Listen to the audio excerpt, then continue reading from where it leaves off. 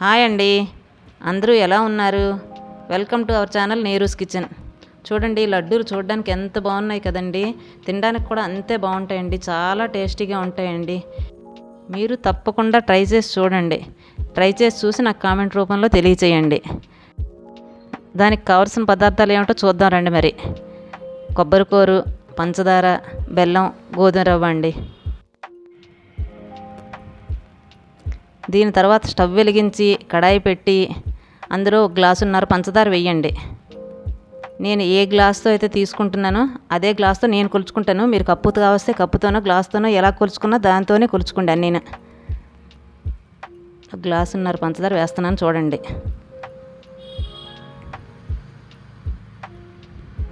అదే గ్లాస్తో 1/2 గ్లాసు బెల్లం వేస్తున్నాను. వేసి రెండు బాగా కలుపుకోండి. రెండు కలిసిన తర్వాత కొబ్బరికూర 3 గ్లాసులు వేస్తున్నానండి. అదే గ్లాసుతో 3 గ్లాసులు వేసి బాగా కలుపుకోండి.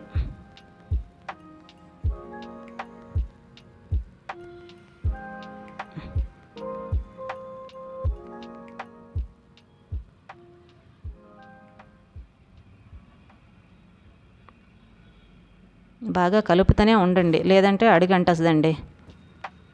ఇది చెయ్యడం చాలా ఈజీయేనండి, కొంచెం కలపడమే ప్రాసెస్లో ఉంటుంది అంతే. ఇది ఇలా వేగుతుంటుంది.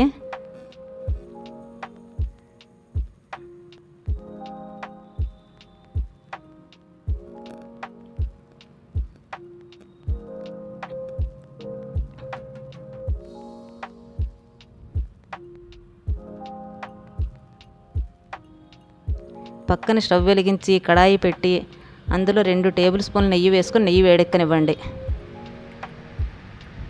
నెయ్యి వేడెక్కిన తర్వాత ఒక 50 గ్రాములు గోధుమ రవ్వ అందులో వేసుకోండి.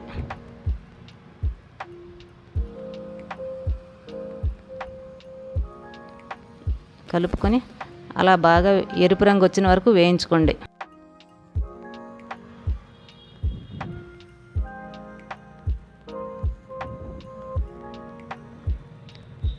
అలా కలుపుకుంటూనే ఉండండి, ఇది అది కూడాను రెండును.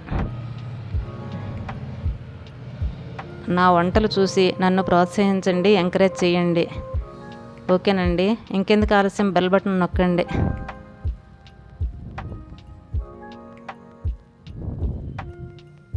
చూడండి, కలర్ బాగా బ్రౌన్ కలర్ వచ్చింది కదండి. ఇంకా స్టవ్ కట్టేసి పక్కన ఉంచుకోండి.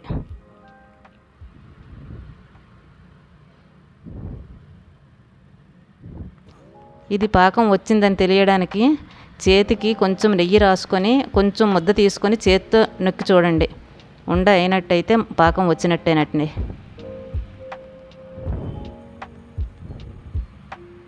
పాకం వచ్చిన తర్వాత వేయించి ఉంచుకున్న గోధుమ రవ్వ ఉంది కదండి, అది వేసేసుకొని 1 టీ స్పూన్ ఇలైచీ పౌడర్ కూడా వేసుకోండి.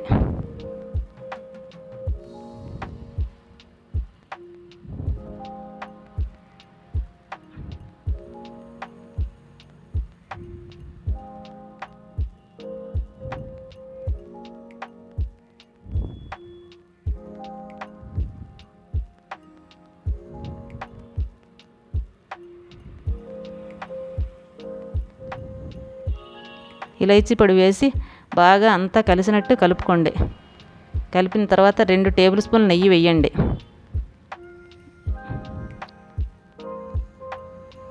చూస్తున్నారు కదండి, ఇలాగే 2 టేబుల్ స్పూన్ నెయ్యి వేసిన తర్వాత బాగా అంతా 3 మిక్సింగ్ అయ్యి బాగా కలిసినట్టు బాగా కలుపుకోండి. నూక ఇందులో బాగా కలిసినట్టు బాగా కలుపుకోండి.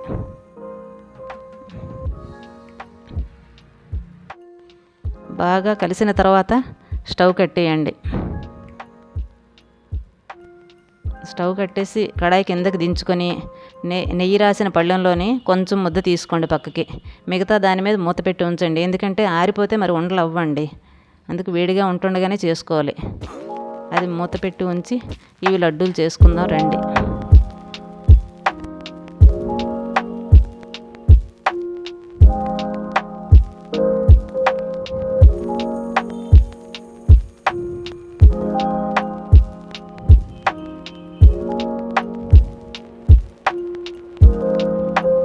వేడి చల్లారకుండానే లడ్డూలు చేసుకోండి.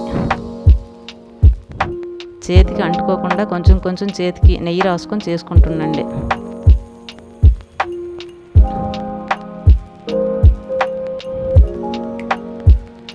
ఈ స్వీట్ చాలా తేలిగ్గా చేసుకోవచ్చండి, తొందరగా అయిపోతుంది, చాలా నచ్చుతుంది కూడా అందరికీ.